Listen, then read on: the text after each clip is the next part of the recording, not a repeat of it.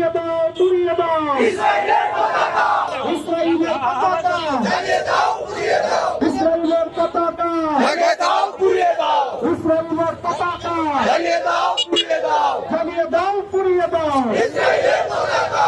ইরানে হামলা কেন? ইরানে হামলা কেন? জাতিসংঘ জবাব চায়। ইরানে হামলা কেন? জাতিসংঘ জবাব চায়। মানবতার শত্রুরা হুঁশিয়ার সাবধান, ইরানের শত্রুরা হুঁশিয়ার সাবধান, মানবতার শত্রুরা হুঁশিয়ার সাবধান, মুসলমানদের শত্রুরা হুঁশিয়ার সাবধান। উড়িয়ে দাও, উড়িয়ে দাও ইসরায়েলের আস্তানা, উড়িয়ে দাও, উড়িয়ে দাও ইসরায়েলের আস্তানা, আমেরিকা এবং ইসরায়েল তারা দীর্ঘদিন ধরে ইসলামী বিপ্লবের পর থেকে ইসরায়েলের উপরে তারা হামলা করার জন্য পায়তারা করছে। আমরা জানি তারা ফিলিস্তিনকে সম্পূর্ণ ধ্বংস করে দিয়েছে। আমরা জানি তারা সিরিয়াকে সম্পূর্ণ গ্রাস করেছে। আমরা জানি তারা লিবিয়াকে সম্পূর্ণ ধ্বংস করে দিয়েছে। আমরা জানি তারা ইরাককে সম্পূর্ণরূপে ধ্বংস করেছিল।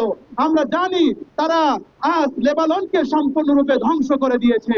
এই আমেরিকা এবং ইসরায়েল, আজ আমেরিকা ইসরায়েল তাদের সবচেয়ে বড় শত্রু হয়ে দাঁড়িয়েছে ইরান। অ্যান্টি স্লিপার টেকনোলজি ও সফট টেক্সচার টাইল, নরম ঘাসের স্পর্শ, সাপোর্ট গ্রাস ম্যাট, নান্দনিকতার ছোঁয়া। ইরান হচ্ছে একমাত্র রাষ্ট্র যে পৃথিবীর মধ্যে ঈমানের উপর প্রতিষ্ঠিত রয়েছে।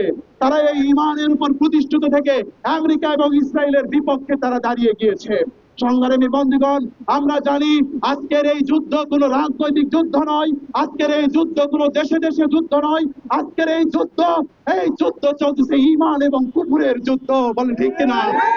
সংগ্রামী বন্ধুগণ, এই যুদ্ধতে আমরা যদি হয়তো অংশগ্রহণ করতে পারবো না, কিন্তু এই যুদ্ধতে আমাদের মৌন সম্মতি এবং সংহতি জানানো এবং তাদের পক্ষে অবস্থান করা আমাদের নৈতিক দায়িত্ব। ঠিক কিনা? আপনাকে মিডল ইস্টের প্রত্যেকটা দেশ থেকে বিতাড়িত হতে হবে,